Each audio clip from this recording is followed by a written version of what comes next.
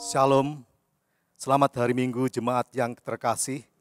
Dengan penuh sukacita, marilah kita mengarahkan hati dan pikiran kita kepadanya. Kita sembah Dia, puji namanya yang kudus dengan lagu pujian dari Kidung Jemaat 4, Hai Mari Sembah, bait 1 dan 4.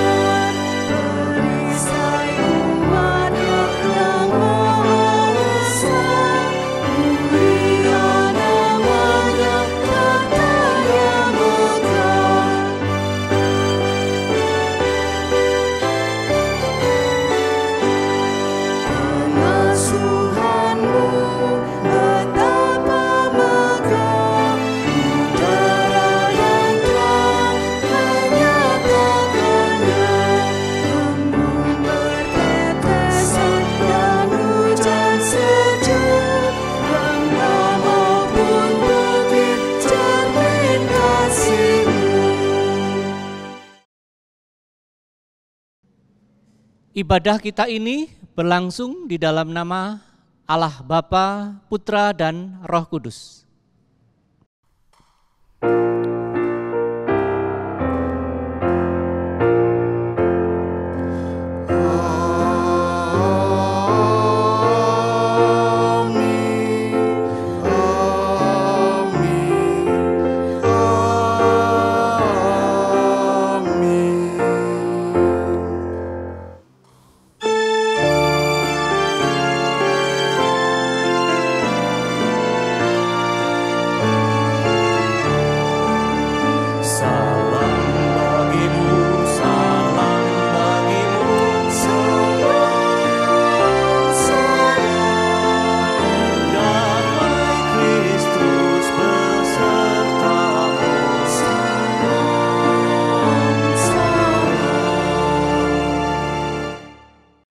Hidup yang dibaharui oleh Sang Firman adalah tema khotbah yang akan disampaikan oleh Bapak Pendeta Darmuanto Lemuel.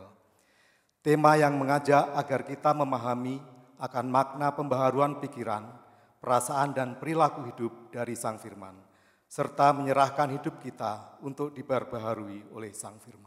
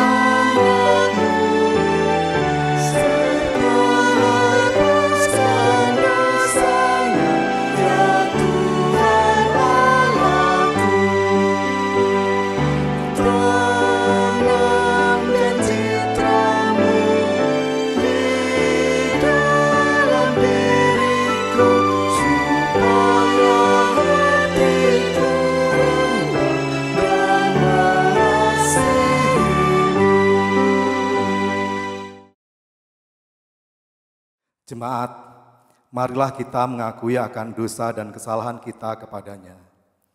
Kita akan berdoa secara pribadi di rumah masing-masing. Namun sekiranya memungkinkan, jemaat boleh berdoa secara berkelompok dengan anggota keluarga yang lain dan salah satu anggota keluarga yang menjadi pemimpin doa. Mari kita berdoa.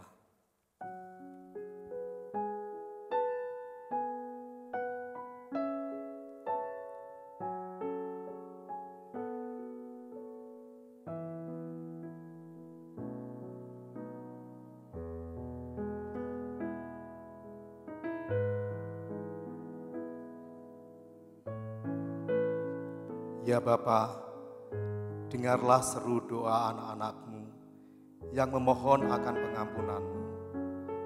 Ampunilah kami ya Bapa, dan tinggallah tetap bersama kami. Di dalam nama Tuhan Yesus Kristus kami berdoa.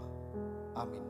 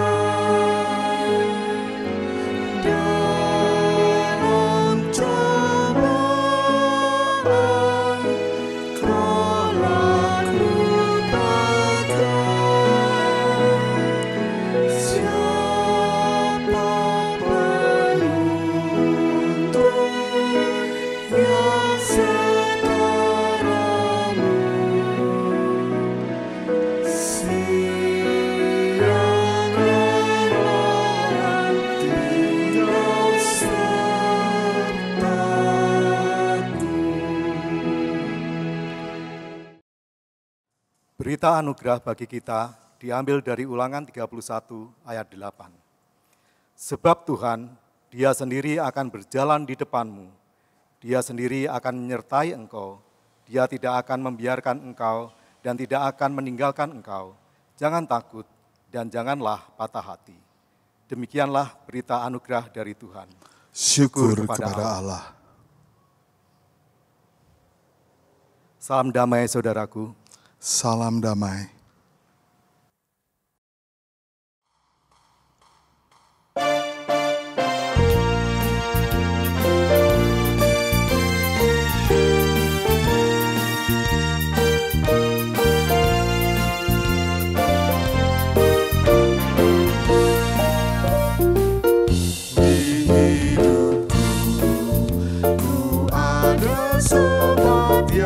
Setia yang senantiasa berjalan sertaku, masa gelap dibuatnya terang ceria. Itulah Yesus juru selamatku.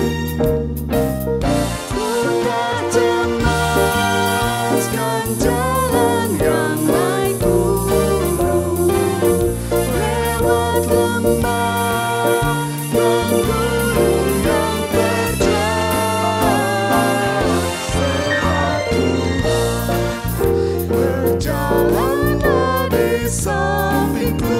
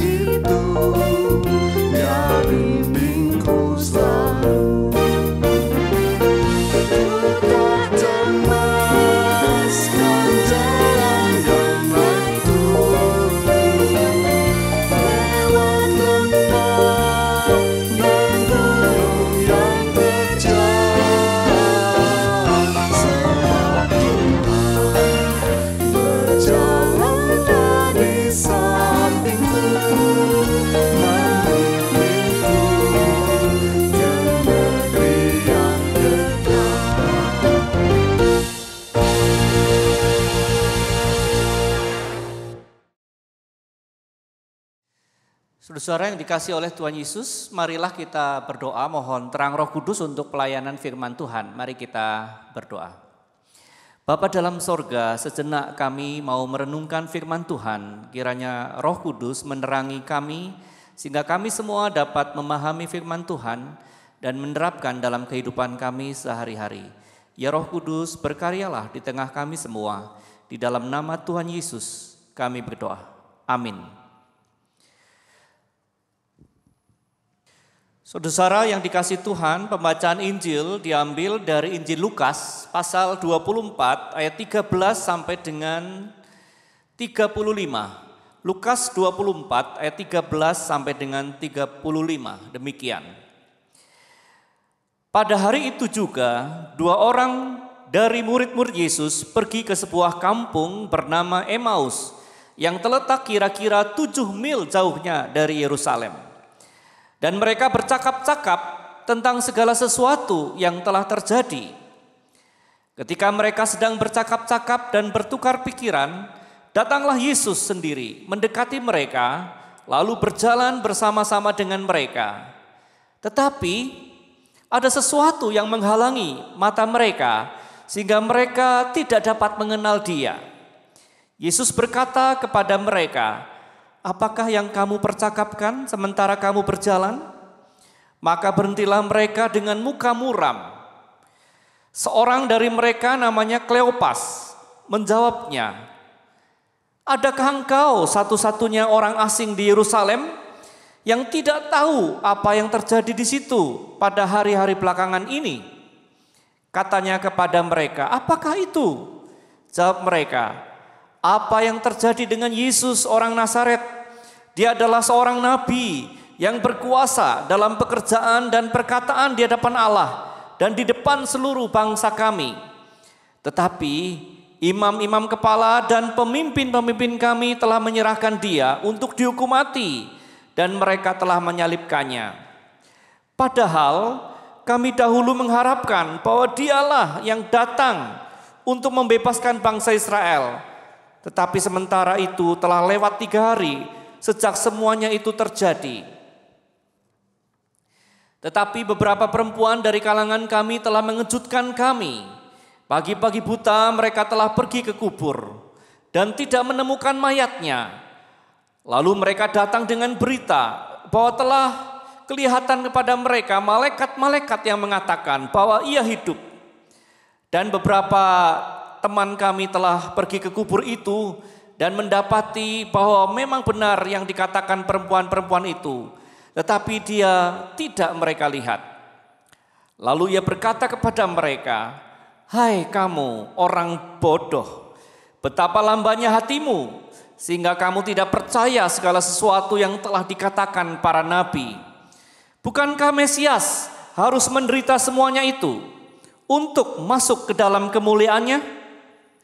Lalu Ia menjelaskan kepada mereka apa yang tertulis tentang Dia dalam seluruh kitab suci, mulai dari kitab-kitab Musa dan segala kitab nabi-nabi.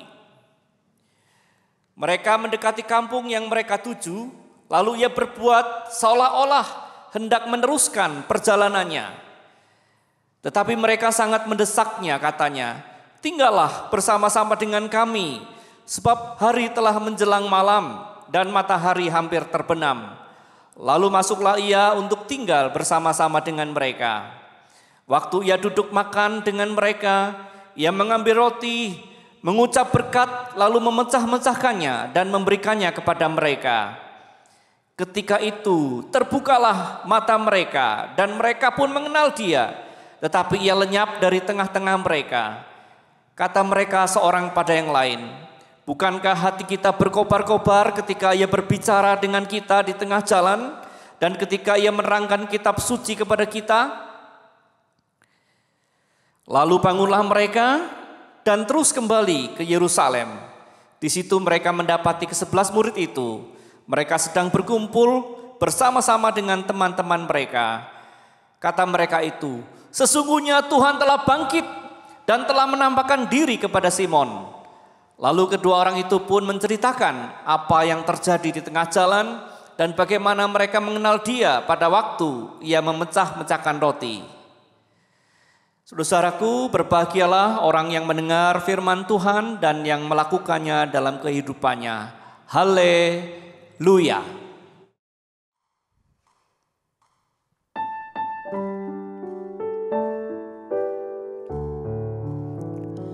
Haleluya, haleluya, haleluya.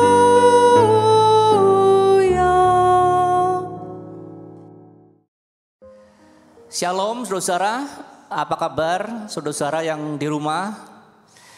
Tema khotbah saat ini adalah hidup yang dibaharui oleh Sang Firman.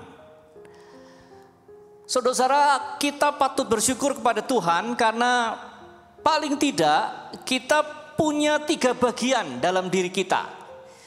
Yang pertama adalah kepala yang melambangkan pengetahuan, pengertian, dan pandangan kita. Kita bisa tahu ini dan itu. Yang kedua, kita punya hati, yakni perasaan kita.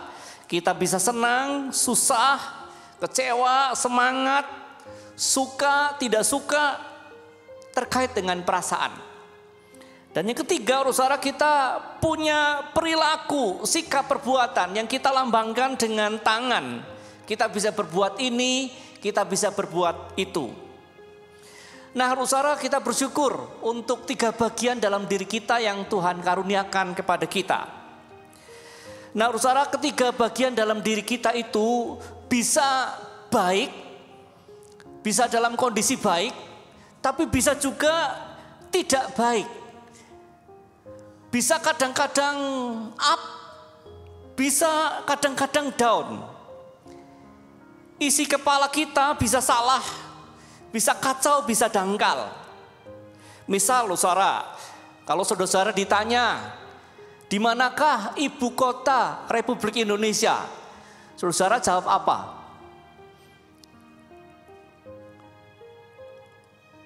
Kalau saudara jawab Temanggung, wah, itu berarti pengetahuan saudara salah.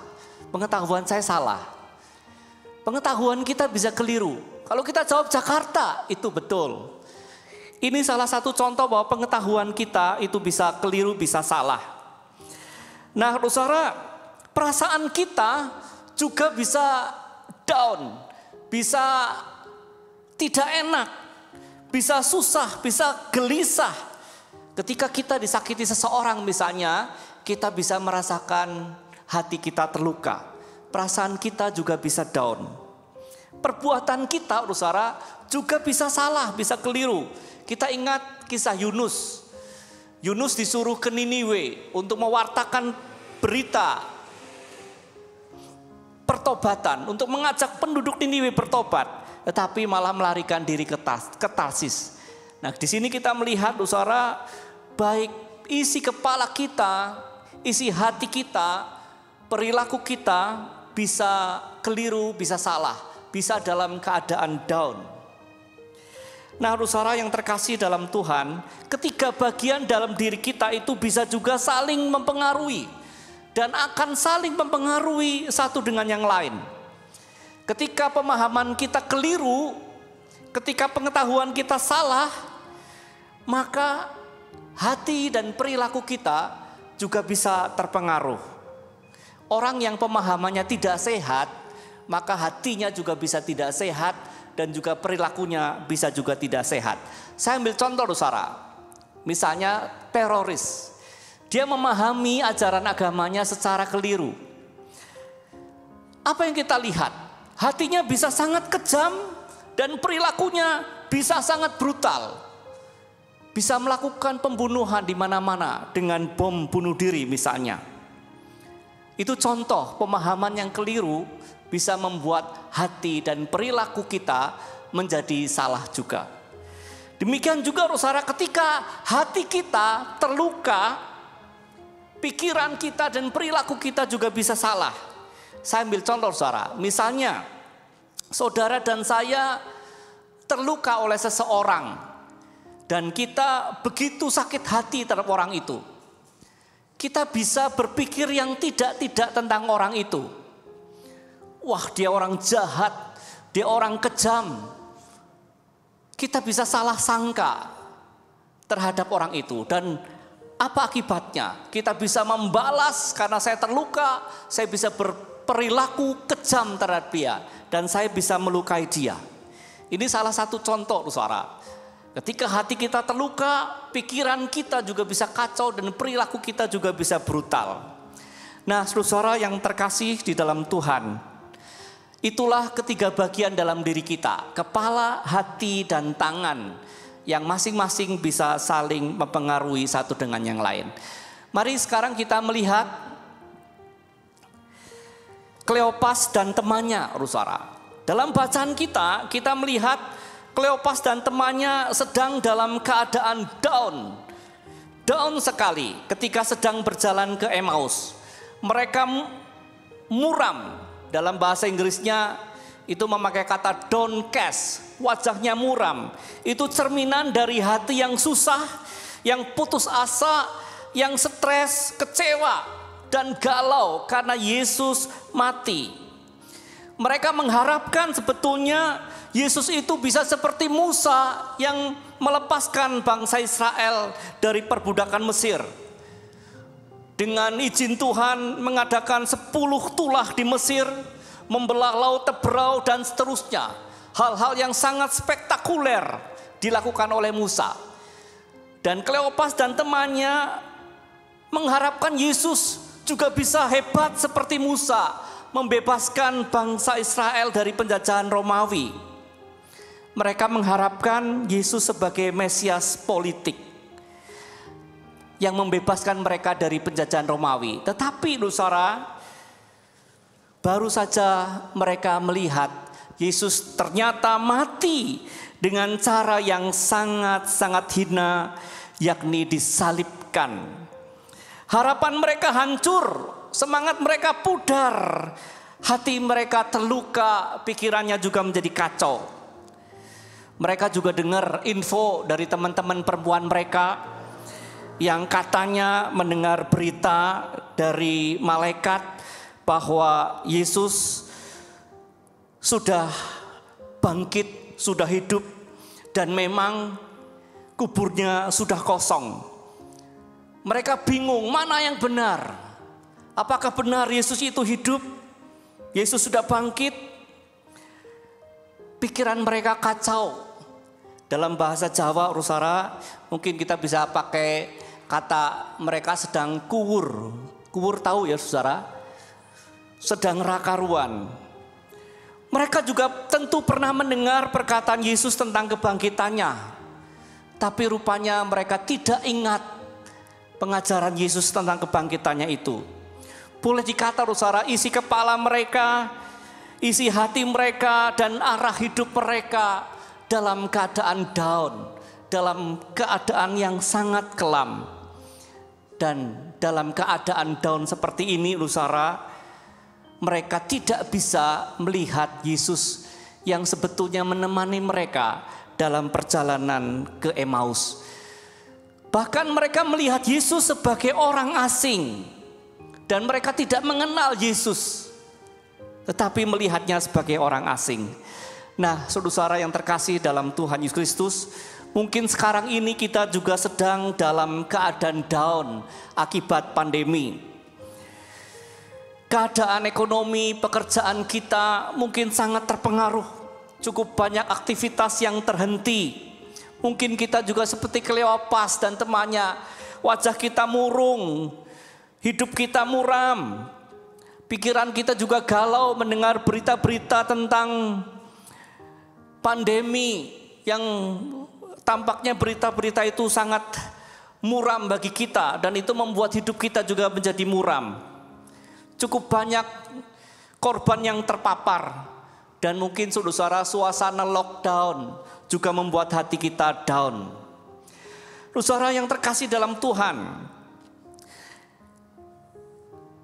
di tengah situasi yang down yang sedang kita alami, kadang kita pun gagal melihat Tuhan. Mungkin kita bertanya, di mana Tuhan di tengah pandemi ini? Mengapa keadaannya seperti ini? Apakah Tuhan hadir di tengah-tengah pandemi ini? Saudara yang terkasih dalam Tuhan, kadang kita pun gagal untuk melihat kehadiran Tuhan. Seperti yang juga Kleopas dan temannya alami. Walaupun Tuhan hadir di tengah mereka, tapi mereka tidak mengenal Yesus. Saudara, pertanyaannya adalah, apakah kita dibiarkan oleh Tuhan? Apakah Tuhan membiarkan kita dalam keadaan down? Saudara, ternyata Tuhan tidak membiarkan kita dalam keadaan demikian. Tuhan tidak membiarkan Kleopas dan temannya dalam keadaan down. Ternyata Tuhan menyertai mereka dalam perjalanan, dan Tuhan ingin perbaharui mereka. Memang saudara, Tuhan menegur kebodohan mereka. Dan yang pertama ingin Tuhan lakukan adalah Tuhan ingin perbaharui pandangan mereka. Karena mereka melihat Yesus itu sebagai Mesias politik yang akan membebaskan mereka dari penjajahan bangsa Romawi. Dan itu mereka harapkan Yesus berbuat seperti itu. Dan ini yang membuat mereka juga tidak bisa mengenal kehadiran Tuhan karena pandangan yang keliru. Nah, saudara-saudara, bukankah kita pun sering memandang dan mengharapkan Yesus secara sempit, dan kadang kita mengerdilkan pandangan kita tentang Tuhan Yesus. Kalau Kleopas mengharapkan Yesus sebagai Mesias politik, saudara dan saya mungkin mengharapkan dan memandang Yesus sebagai Mesias ekonomi. Kalau saya percaya Yesus akan tolong saya dalam situasi perekonomian saya yang sulit. Dan kalau saya ikut Yesus, saya pasti akan makmur. Begitu kita mengalami kesulitan keuangan, begitu mungkin kita bangkrut, begitu mungkin kita pailit, kita akan mengatakan, Tuhan tidak tolong saya. Di mana Tuhan? Mengapa saya mengalami kebangkrutan? Mengapa saya mengalami kesulitan ekonomi? Mengapa saya di PHK? Karena kita hanya melihat Yesus sebagai Mesias ekonomi. Atau mungkin saudara, kita melihat Yesus sebagai Mesias penyembuh. Kalau saya sakit apa saja, Tuhan Yesus pasti akan sembuhkan. Tetapi saudara, ketika mungkin kita sakit dan kita tidak sembuh, atau saudara kita sakit, kita sudah minta Tuhan sembuhkan, ternyata tidak sembuh, bahkan mungkin mati, terkena virus corona mungkin, kita akan mengatakan, di mana Tuhan? Mengapa Tuhan tidak tolong saya yang sakit? Mengapa Tuhan tidak menolong saudara saya? Dan akhirnya saudara saya mati. Kita pun tidak melihat kehadiran Tuhan di tengah sakit kita. Karena kita hanya melihat Yesus sebagai Mesias penyembuh. Atau saudara, mungkin kita melihat Yesus sebagai semacam lampu Aladin. Ya, saudara tahu lampu Aladin digosok-gosok keluar apa? Jinnya. Ya, keluar jin, kemudian minta apa saja, jin itu akan mengabulkan. Nah, saudara, kadang-kadang kita juga memperlakukan Yesus sebagai alat untuk memenuhi segala harapan kita. Kita pengen apa? Kita bilang sama Tuhan, dan Tuhan pasti akan mengabulkan sesuai harapan dan keinginan kita. Begitu tidak kita dapatkan, saudara, apa yang terjadi? Tuhan tidak mendengar doaku. Tuhan tidak menjawab keinginan dan harapanku. Tuhan tidak tolong saya. Di mana Tuhan? Aku tidak percaya Tuhan lagi. Buktinya saya minta, tapi Tuhan tidak kabulkan. Nah, saudara yang terkasih dalam Tuhan, inilah pandangan-pandangan kita yang sempit tentang Tuhan. Dan Tuhan ingin perbaharui isi kepala kita dengan pemahaman yang benar tentang Yesus yang utuh. Yesus harus kita lihat bukan seperti yang kita gambarkan, yang seringkali kita punya pandangan yang sempit. Tapi Yesus harus kita lihat seperti yang kitab suci gambarkan secara utuh. Bahwa Yesus itu menderita, mati, dan bangkit. Bukan seperti yang kita gambarkan. Memang saudara, Yesus itu bisa sembuhkan kita. Bisa tolong kita dalam kesulitan kita. Bisa memenuhi harapan kita. Dia bisa menolong dalam seluruh aspek hidup kita. Tetapi saudara, ketika Tuhan itu mungkin belum berikan, ketika mungkin kita kesulitan keuangan dan kita belum bisa menyelesaikannya, atau kita sakit, mungkin kita belum disembuhkan,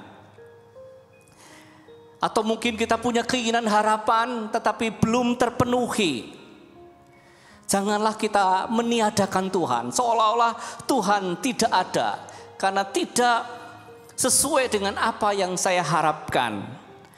Nah saudara, janganlah kita mengerdilkan Yesus hanya sebagai penyembuh. Jangan kita mengerdilkan Yesus sebagai penolong dalam kesulitan hidup atau pemenuh harapan kita. Karya Yesus jauh lebih besar dari semuanya. Dia menyelamatkan kita dari dosa dan memberikan kita hidup yang kekal.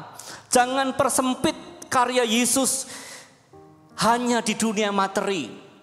Karyanya sebetulnya begitu dalam, menembus sampai ke dalam jiwa dan menerobos sampai pada kekekalan. Kekerdilan kita dalam memandang Yesus membuat kita tidak bisa melihat kehadirannya dalam segala situasi kehidupan kita. Karena itu saudara, Tuhan ingin perbaiki isi kepala kita, pandangan kita yang mungkin terlalu sempit. Tuhan ingin perbaharui pandangan kita sehingga kita bisa melihat Yesus yang utuh.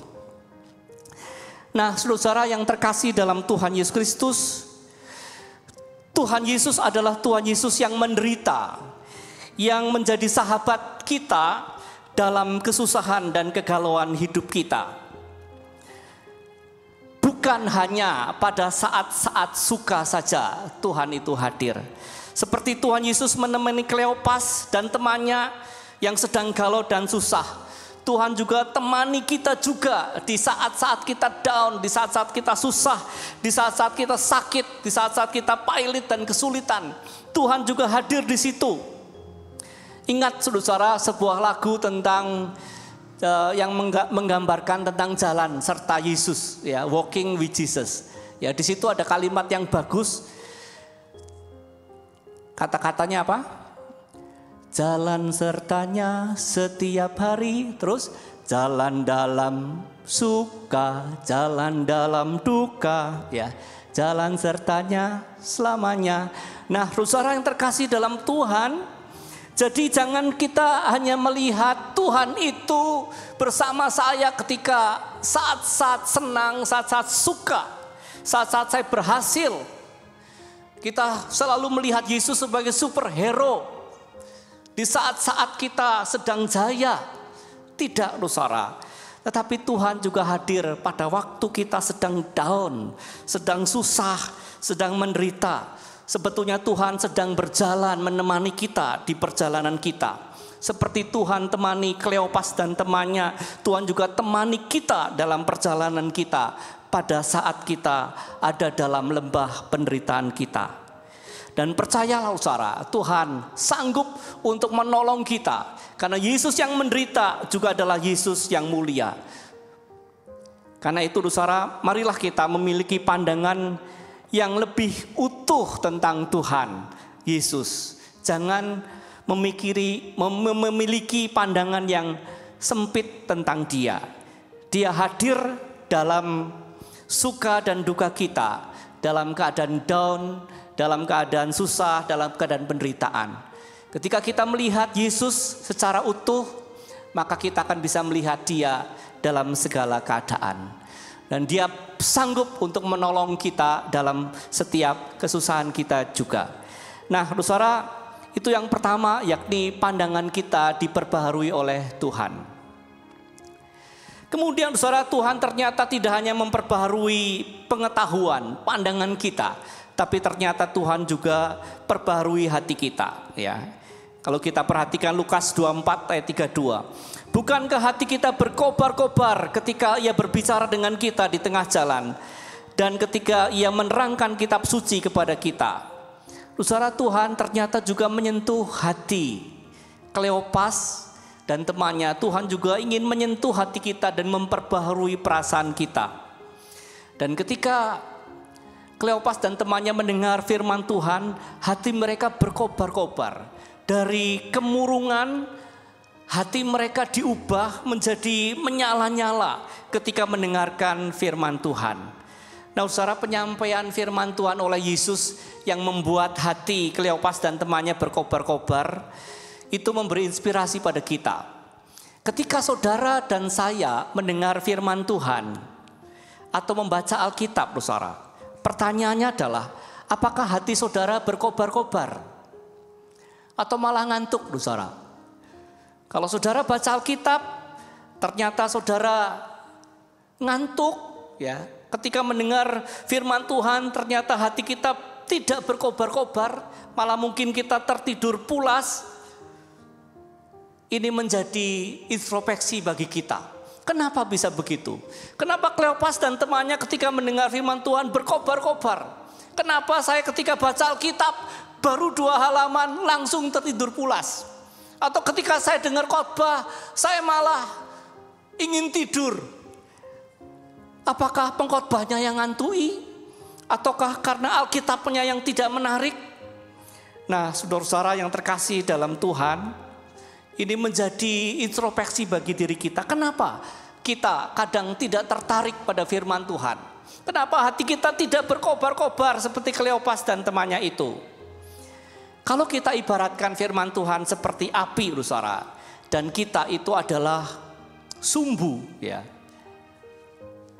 atau kertas, boleh dibilang kertas begitulah. Ketika api didekatkan dengan kertas, saudara, maka kertas itu akan terbakar. Demikian juga kalau hati kita, saudara, mendekat dengan firman, seharusnya hati kita akan juga terbakar oleh firman Tuhan itu. Tapi kenapa kok hati saya tidak berkobar-kobar ketika saya membaca Alkitab atau mendengar firman Tuhan? Saudara, mungkin kita itu hanya membaca Alkitab atau mendengar firman Tuhan hanya dengan kepala, bukan dengan hati. Ingat firman Tuhan, kasihlah Tuhan Allahmu dengan apa? Segenap akal budi, tapi juga dengan segenap hati kita. Karena itu, saudara, mulai sekarang cobalah kita membaca Alkitab bukan hanya dengan pengetahuan kita, tapi dekatilah Alkitab, dekatilah firman Tuhan dengan hati kita. Dekatkanlah firman Tuhan itu di hati kita. Dekatkanlah hati kita dengan firman Tuhan. Maka saya percaya ketika hati kita dekat dengan firman, maka hati kita pun akan berkobar-kobar. Tetapi saudara yang terkasih dalam Tuhan, yang terpenting sebetulnya adalah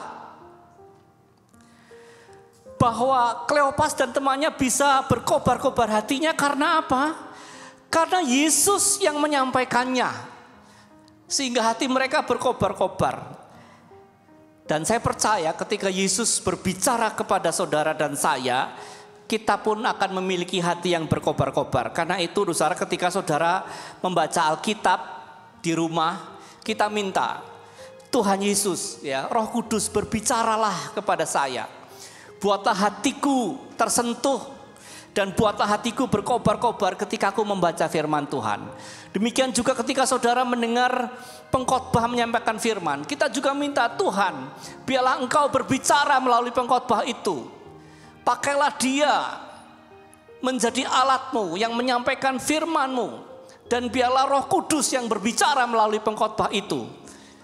Dan ketika Tuhan sendiri, saudara, yang berbicara pada kita, baik melalui kitab suci yang kita baca ataupun melalui pengkhotbah yang kita dengar, saya percaya hati saudara pun akan berkobar-kobar. Mungkin saudara yang berduka akan menjadi bersuka, saudara yang muram, hati kita akan menjadi menyala.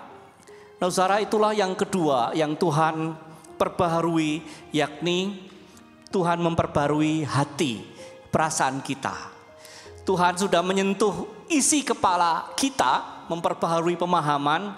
Tuhan juga ingin memperbarui hati kita yang muram menjadi berkobar-kobar. Dan yang ketiga, saudara, dan yang terakhir, saudara, adalah Tuhan perbaharui langkah hidup kita. Tuhan perbaharui arah hidup kita. Tuhan memperbaharui seluruh hidup kita.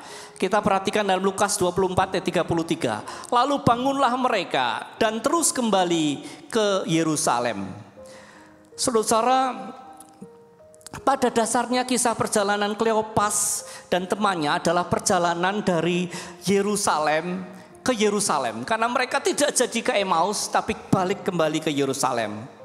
Nah, saudara, perjalanan bersama dengan Yesus adalah perjalanan yang sangat bermakna. Kalau kita perhatikan, saudara, berjalan bersama dengan Yesus itu adalah perjalanan pembaharuan, perjalanan transformatif. Perjalanan dari kebutaan, dari mata yang terhalangi ke mata yang terbuka, yang tercerahkan. Dari tidak melihat kehadiran Tuhan menjadi melihat kehadiran Tuhan. Perjalanan bersama dengan Yesus juga adalah suatu perjalanan dari kebodohan ke pemahaman. Dari kita tidak mengerti menjadi mengerti. Perjalanan bersama dengan Yesus adalah juga perjalanan dari kebingungan menuju ke kepastian. Dari kemuraman ke kegembiraan. Dari informasi ke perjumpaan. Mereka hanya tadi mendengar tentang Yesus, katanya bangkit. Tapi kemudian mereka betul-betul berjumpa. Bukan hanya dengar informasi tentang Yesus yang bangkit, tapi berjumpa sungguh-sungguh dengan Yesus yang bangkit.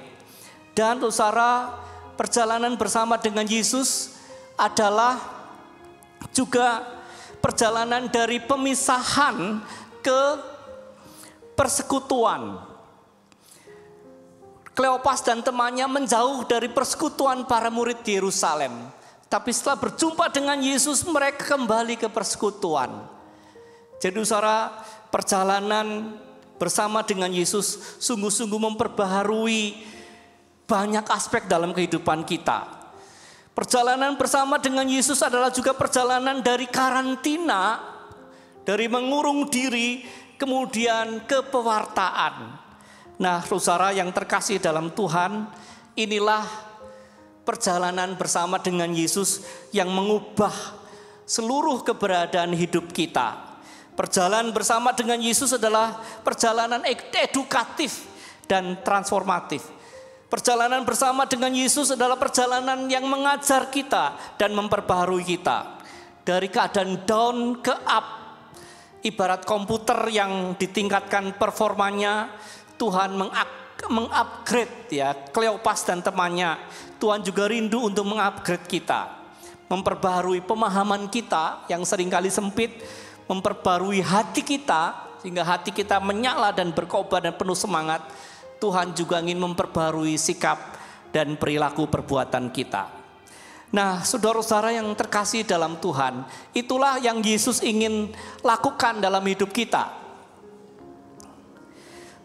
Tetapi saudara, ada peran dan tanggapan kita. Tuhan ingin perbaharui pikiran, hati dan arah hidup kita. Tapi harus ada peran kita juga dan tanggapan kita juga. Ada bagian yang Tuhan lakukan yang memperbaharui hidup kita, tapi juga ada bagian kita. Harus ada sesuatu yang kita lakukan, saudara. Dan itulah yang dilakukan oleh Kleopas dan temannya, ya. Saudara, menarik kalau kita perhatikan di sini. Tuhan Yesus seolah-olah akan melanjutkan perjalanan. Sebetulnya yang dilakukan Yesus ini, saudara, ingin menggali respon dan tanggapan dari Kleopas dan temannya. Bagaimana sikap mereka terhadap Yesus. Dan rupanya, saudara, Kleopas dan temannya menyambut Yesus, ya. Tinggallah bersama-sama dengan kami, sebab hari telah menjelang malam dan matahari hampir terbenam. Saudara, ternyata Kleopas dan temannya meresponi apa yang Yesus sudah lakukan terhadap mereka. Ternyata mereka sangat mendesak Yesus untuk tinggal bersama dengan mereka. Mereka perlu dan butuh Yesus menemani mereka dalam kegalauan hati mereka. Dan inilah saudara yang juga harus kita lakukan. Harus ada rasa butuh dalam diri kita untuk menyambut karya pembaruan Yesus. Bahwa kita perlu Yesus untuk tinggal bersama dengan kita.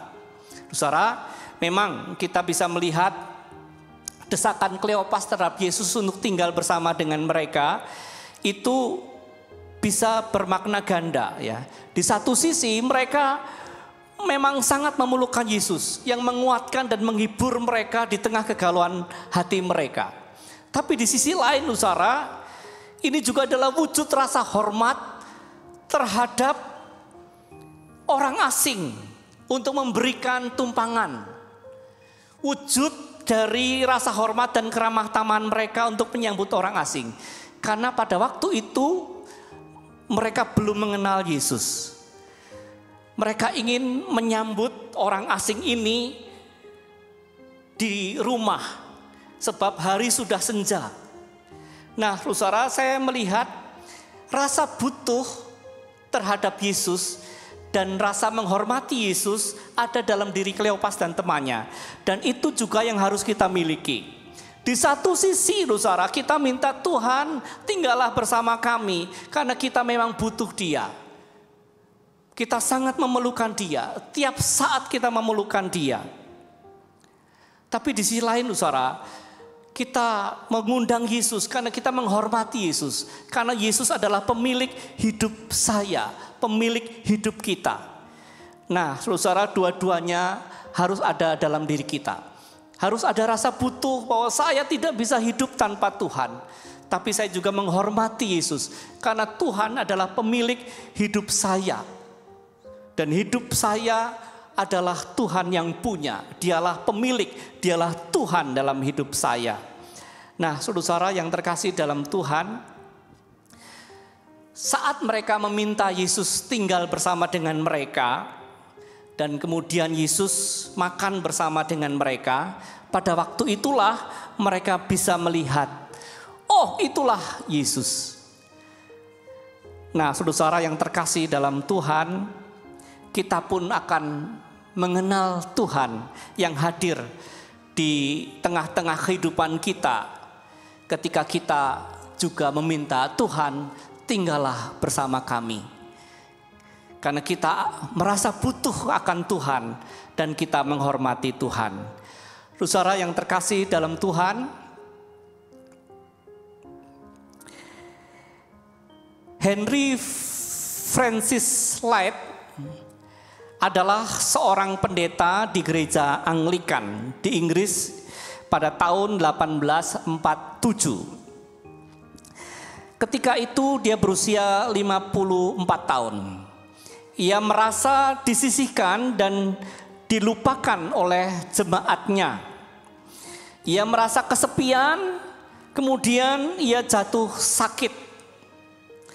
Saudara, selesai pelayanan khotbah perpisahannya, di suatu siang dia merenung di ruang kerjanya dan dia membaca Lukas 24 ayat 13 sampai 35. Kisah tentang Kleopas dan temannya yang berjumpa dengan Tuhan Yesus. Dan saudara, ia sangat tersentuh khususnya ayat yang ke-29. Ya, saya bacakan lagi. Tetapi mereka sangat mendesaknya, katanya, tinggallah bersama-sama dengan kami, sebab hari telah menjelang malam dan matahari hampir terbenam. Lalu masuklah ia untuk tinggal bersama-sama dengan mereka. Nah, saudara, bacaan ini adalah bacaan yang sedang kita baca pada minggu ini. Kisah Kleopas dan temannya yang sangat mendesak Yesus untuk tinggal bersama mereka, sebab hari telah senja dan hampir malam. Nah, saudara, Lyte ini sangat terberkati oleh kisah Kleopas ini yang dijumpai oleh Yesus yang bangkit. Dan Lyte melihat dirinya, saudara-saudara, sebagai Kleopas yang memerlukan Yesus. Usia senja yang sedang dijalani oleh light ini dikaitkan dengan senja yang Kleopas pada waktu itu sedang jalani. Ya, pada waktu itu Kleopas sore, ya, pada waktu sore meminta Yesus untuk tinggal bersama dengan mereka. Senja sore Kleopas dikaitkan dengan senja hidup dari light ini. Dia merasa bahwa dia tidak lama lagi akan meninggal. Usianya sudah senja, dia sudah hampir tenggelam dan akan mati. Dan ia membutuhkan sekali Tuhan Yesus untuk menemaninya. Nah, saudara-saudara, dia merasakan bahwa dia tidak bisa hidup kalau Tuhan tidak tinggal sertanya. Dan dia minta, seperti Kleopas meminta Yesus tinggal bersama mereka, dia pun minta, Tuhan tinggallah besertaku. Dan setelah dia meminta Tuhan untuk bersama dengan dia mendapatkan ketenangan yang luar biasa. Ia tidak takut lagi. Meskipun jemaat mengabaikannya, ia tidak merasa kesepian karena Tuhan Yesus yang bangkit menjadi temannya. Nah, saudara-saudara yang terkasih dalam Tuhan Yesus Kristus, kisah Kleopas dan temannya yang dijumpai Yesus memberi inspirasi baginya untuk menciptakan sebuah syair lagu yang berjudul Abide with Me, ya, tinggal sertaku, yang ia selesaikan pada senja harinya. Jadi dia merenungkan pada waktu siang firman Tuhan tentang Kleopas, dan kemudian dia menyelesaikan syair lagunya pada sore harinya. Syairnya, saudara, kita tahu, ya, dalam Kidung Jemaat 329. Ya, tinggal sertaku kawanku kudus, telah hampir malam jangan jalan terus, tiada tolongan hanya padamu, silakan Tuhan tinggal sertaku. Saudara, syair lagu ini ia ingin persembahkan kepada jemaat yang selama ini justru mengabaikannya. Syair lagu ini memberkati sekali jemaat yang ditinggalkannya, ya. Juga memberkati banyak sekali orang dari masa ke masa sampai hari ini. Saudara dan saya juga terberkati oleh lagu ini. Saudara, 2 bulan setelah ia mengarang syair lagu ini, kemudian dia meninggal dunia, dan menjelang nafasnya yang terakhir, dia berbisik perlahan, Lord, abide with me. Tuhan, tinggallah sertaku. Saudara yang terkasih dalam Tuhan, kita memerlukan penyertaan Tuhan setiap jam dalam hidup kita. Juga dalam menghadapi pandemi ini. Kadang kita takut dan resah, kita merasa down. Kita memerlukan ketenangan, kekuatan, dan semangat. Seperti yang sudah dialami Kleopas dan temannya, juga yang sudah dialami oleh Henry Francis Lyte. Marilah kita juga berdoa kepada Tuhan. Tuhan, tinggallah sertaku. Amin.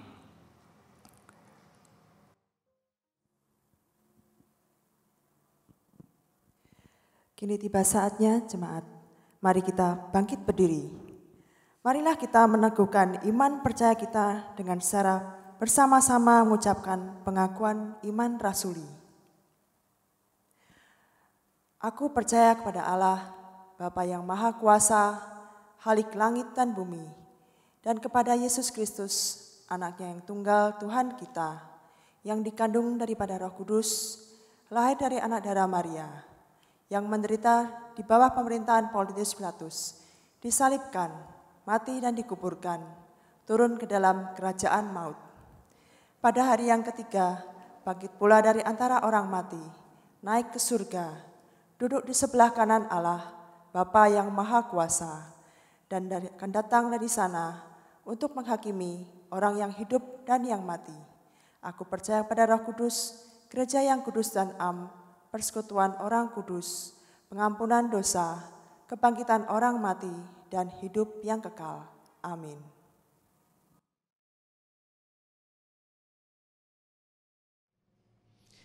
Saudara, marilah kita menaikkan doa-doa syafaat kita. Mari kita berdoa.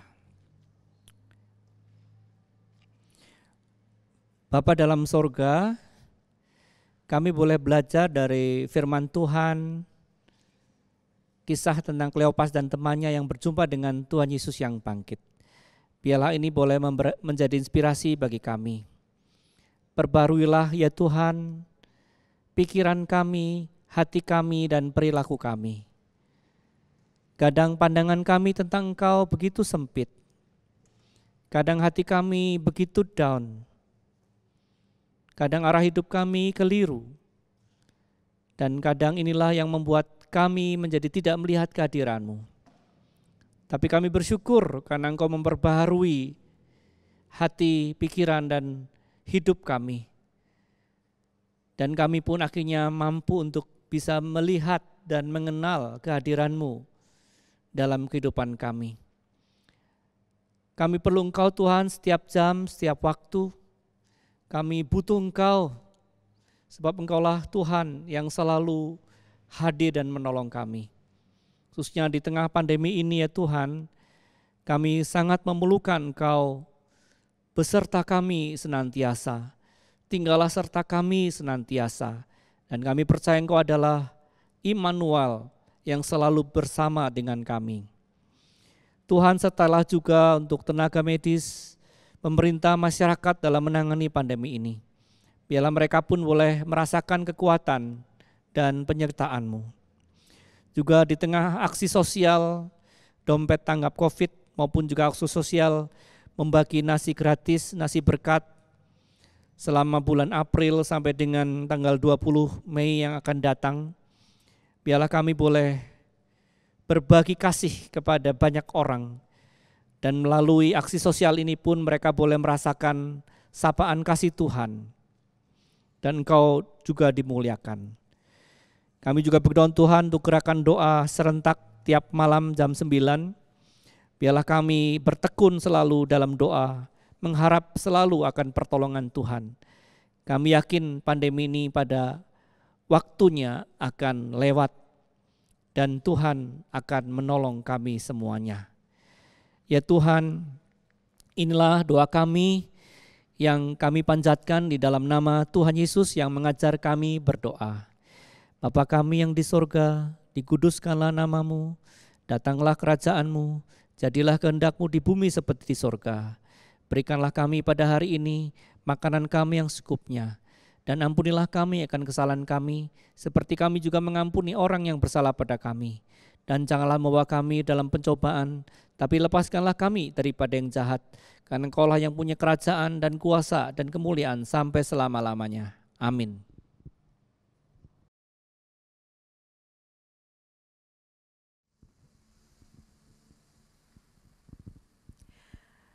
Marilah kita mengucap rasa syukur kita pada Tuhan, karena Ia telah memberkati kita dalam kehidupan kita hari lepas hari.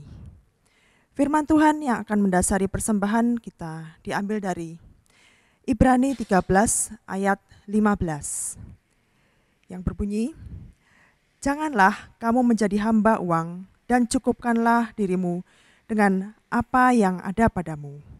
Karena Allah telah berfirman, Aku sekali-kali tidak akan membiarkan engkau dan aku sekali-kali tidak akan meninggalkan engkau."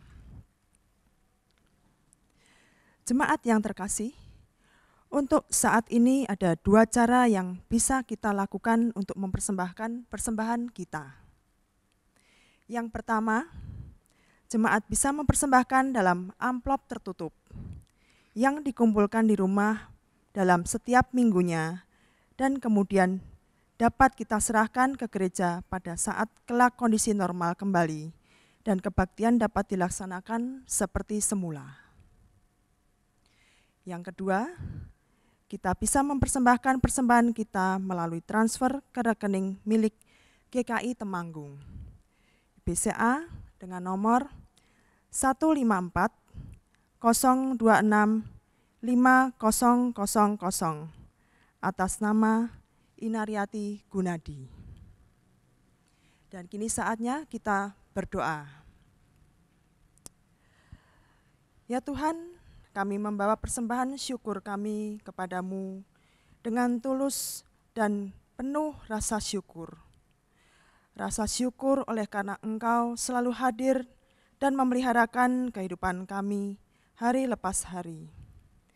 Terimalah persembahan kami ini ya Bapa. Ampunilah jika terselip hal-hal yang tidak berkenan dalam kami memberikan persembahan kami. Terima kasih ya Tuhan. Di dalam nama Tuhan Yesus kami berdoa. Amin.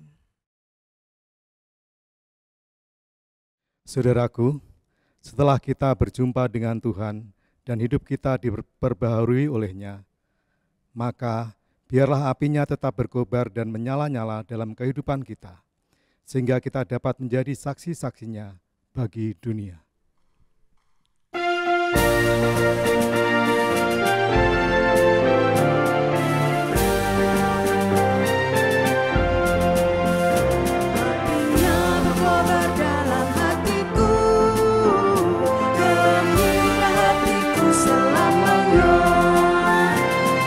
Saksi berseru Yesus Juru Selamatku, karena ku berpegang pada janjinya.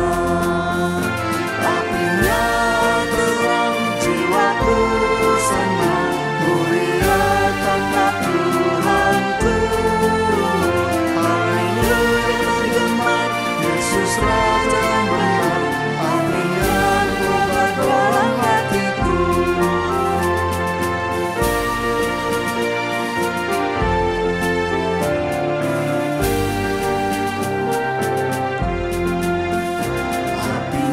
Berkobar dalam hatiku, meninggalkan iman harapanku. Ku bersaksi baginya, muliakan namanya, agar nyata Kristi Kristus Tuhanku. Apinya terang, jiwaku senang, muliakanlah Tuhanku. Haleluya bergema, Raja yang benar, apinya berkobar dalam hatiku. Saudara, arahkanlah hatimu kepada Tuhan. Kami mengarahkan hati kami kepada Tuhan. Bersukacitalah dalam damai sejahtera-Nya. Syukur kepada Allah. Terpujilah Tuhan. Kini dan selamanya. Sekarang terimalah berkat Tuhan.